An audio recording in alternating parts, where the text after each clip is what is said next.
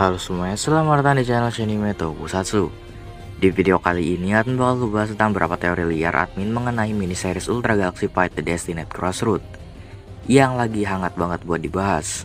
Ya, mengingat prolognya juga udah muncul ya, dan baru kemarin rilis yang versi dub Jepangnya. Dan di sini admin punya beberapa teori yang bisa bilang cukup liar. Dan kita masuk ke dalam sesi tes ya, teori Shinime. Jadi tanpa lama-lama langsung aja ke teori yang pertama cuy, let's go. Nah, teori yang pertama adalah kemunculan dari Ultraman Saga di UGF kali ini. Mungkin terdengar aneh bagi kalian. Kenapa bisa begitu? Itu karena seperti yang kita tahu, Daina aja nggak di-reveal sama sekali sama Suburaya. Atau mungkin lebih tepatnya belum sih menurut admin ya. Nah, kenapa admin agak yakin sama teori ini? Itu karena saat Cosmos ini sedang diserang oleh para keroconya Absolutian, dia sempat menyebutkan nama Saga di sana. Dan bisa jadi Suburaya emang sengaja nampilin ini buat ngasih tahu ke kita nih, kalau misalnya Saga bakalan muncul. Nah, Suburaya kalau ngasih tahu emang nggak main-main sih. Jadi kemungkinan Suburaya ngasih taunya secara terselubung gitu. Apalagi ya, kita masih belum tahu penyebab Justice dan Astra berada di dimensi Narak, seperti yang ada di trailernya sebelumnya. Dan mungkin Daina juga akan muncul di UGF ini, pada saat Justice ini sedang berpisah dengan Cosmos. Jadi segala kemungkinan pasti ada. Ini juga pastinya akan menjadi surprise yang ditunggu ya kalau misalnya Saga beneran muncul. Mengingat Saga adalah salah satu Ultraman yang jarang banget muncul. Bahkan cuma sekali aja loh kemunculannya. Dan pastinya fanboy dari Saga akan seneng banget lah. Tapi itu semua masih sebatas teori liar admin aja.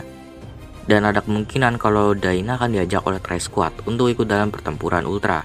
Dalam pertempuran besar yang akan terjadi melawan para Absolutian. Mengingat Tri Squad ini memang sudah diperintahkan oleh Father of Ultra untuk memanggil bala bantuan dari para pejuang Ultra yang ada. Dan mungkin bukan cuma Daina aja, tapi Zerd, Boy, dan Nice juga bakal diajak di pertempuran ini.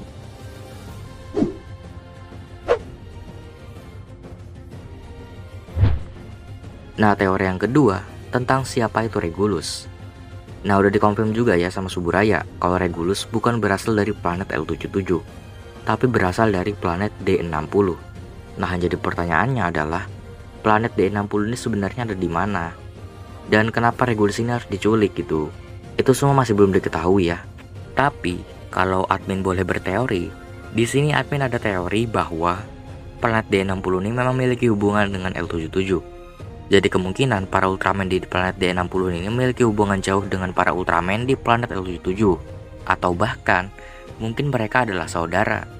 Pengingat yang pertama, yaitu banyaknya kesamaan antara Regulus dengan para Ultraman di planet L77, yaitu Ultraman Leo dan Astra, dari ciri-cirinya, dan masih banyak lagi. Apalagi waktu kemunculannya, terdengar backsound dari Ultraman Leo, yang sempat bikin kita dulu berteori kalau Regulus ini memang berasal dari planet L77. Dan kalau misalnya mereka benar-benar saudara, dan Regulus memang berasal dari planet D60, jadi memang gak ada yang selamat ya dari tragedi L77, kecuali Leo dan Astra. Jadi Regulus bukan salah satu dari mereka. Tapi itu semua hanyalah sebuah teori liar dari admin aja.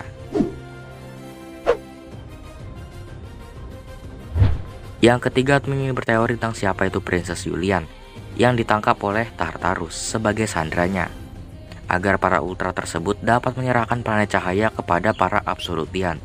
Dan pertanyaannya adalah, kenapa kok Julian yang ditangkap? Kenapa nggak Zero atau Ultraman lainnya yang cukup kuat dan terlihat berpengaruh di planet cahaya? Di sini admin berteori kalau Julian ini merupakan putri mahkota dari raja di planet Nebula M70H. Mungkin kalian juga udah pernah dengar ini dari pembahasan kreator lainnya. Tapi admin pengen ngebahas ini lagi, mengingat ini cukup menarik banget ya. Yang dimana sebelum munculnya rumor atau teori ini, Julian cuma memang dikenal sebagai Ultrawoman biasa yang nggak punya gelar. Tapi waktu di UGF kemarin, Julian emang dari kelihatan banget kayak putri loh, bahkan sampai dipanggil princess loh. Dan karena panggilan princess inilah, makanya Julian digadang-gadang adalah seorang putri dari Raja Land of Light atau Tanah Cahaya. Dan karena dia adalah seorang putri dari Raja, makanya Tartarus nangkap dia biar planet Nebula ditukar dengan Princess Julian gitu. Tapi ini masih sebatas teori aja ya dari admin, yang cukup liar juga. Tapi nggak menutup kemungkinan kalau memang benar Julian adalah seorang putri dari raja di planet cahaya atau planet para Ultraman.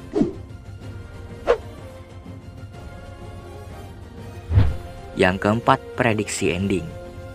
Nah, admin agak berteori kalau nantinya waktu di akhir UGF ini akan berakhir dengan perdamaian antara ras ultra dengan ras absolutian. Mengingat King memang tidak mau memulai peperangan. Dan sebenarnya memang ada alasan juga kenapa para absolutian ini ingin Left of Light menjadi rumah kedua mereka. Yaitu karena energi yang ada di planet mereka sangat sulit untuk dikendalikan, yang berpotensi akan menghancurkan planet para absolutian ini. Jadi nggak lama lagi planet mereka tuh akan hancur karena energi yang tidak dapat dikendalikan. Jadi sebenarnya mereka ini juga memiliki banyak energi, tapi mereka tuh nggak bisa ngendaliinnya. Dan ini berbanding terbalik dengan Plasma Spark Tower di Land of Light yang masih bisa dikendalikan oleh para Ultraman. Dan mungkin King berpikir kalau para absolutian ini adalah ras yang sangat kuat, dan sayang banget kalau misalnya mereka harus dihancurin.